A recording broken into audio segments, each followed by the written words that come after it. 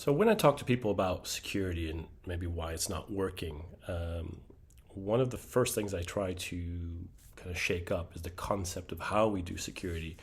And I came up with this analogy that, for lack of a better word, I call the hotel paradox. And it's about a little story that goes like this. Imagine I'm on vacation, I'm on holiday, and I check into a hotel. And then I go up to my floor, and as I walk along the hallway to my room, there are rat traps, those like black boxes meant to trap rats, along the hallway. Some of them even have dead rats in them. And that doesn't make me feel very comfortable about the hotel I'm staying in. And then when I get to my room, inside the room, next to my bed where I will be sleeping, there are more rat traps. Well, I'm not staying there. So what do I do? Well, I walk down to reception and says, "This is the worst hotel I've ever been in. You guys have rat traps in the rooms. I'm not staying here." And the reception looks at me strange and says, "Well, how can we possibly be the worst hotel you've ever been in if the other hotels didn't even have rat traps?" And I say that story to make you wonder, at what point do we start realizing that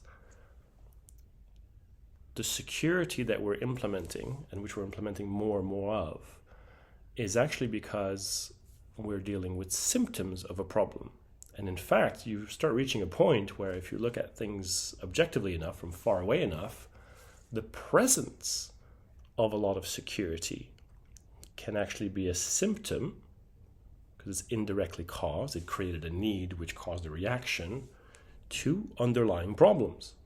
In the hotel's case, hygiene. And again, one recurring theme here in this series is that if I say hygiene to cybersecurity people, they're thinking about systems hygiene.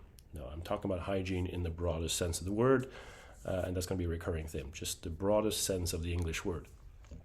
But IT hygiene is an example of that. So the problem here isn't, that I need rat traps. The problem is that I need rat traps, but I need it because of an underlying problem. I have bad hygiene, and therefore I need more of this. But what we should have been doing is fix the hygiene problem, not adding on more and more rat traps. And that is why other hotels are better, because they didn't need the rat traps. They're not worse off for lack thereof.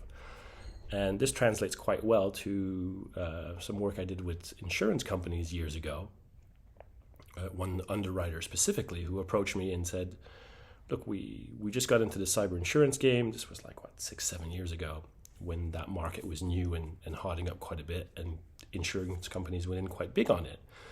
And they said, "Look, we found these companies, we assessed these companies, and they showed us that they had lots and lots of security technologies. They had lots and lots of compensating controls, but they all ended up getting breached, and we had to pay claims. So, what's the deal?"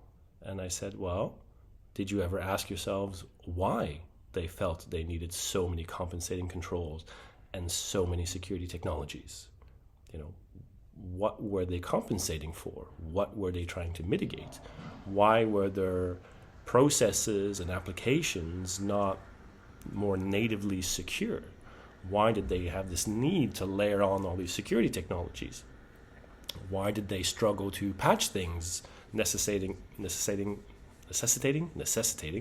all this additional detection and response capability?"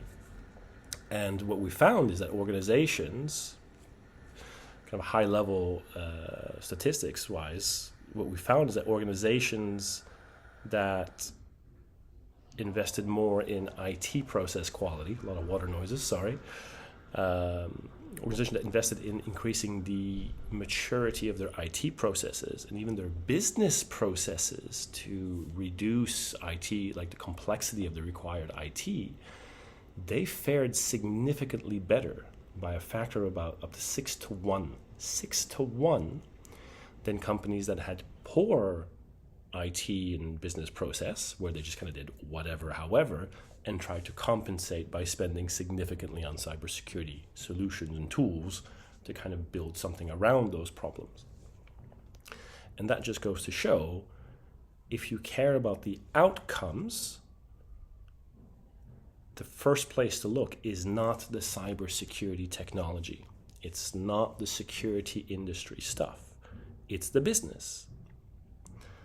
And this is a very, very important realization. And I think if you want to achieve the outcome of security, a security program should not be checking and operationalizing the presence of a bunch of security tools. It should be going through your business processes, which includes your IT processes, and making sure that they are being done as efficiently, as simply, as streamlined, and as safely as possible to introduce as little risk as possible.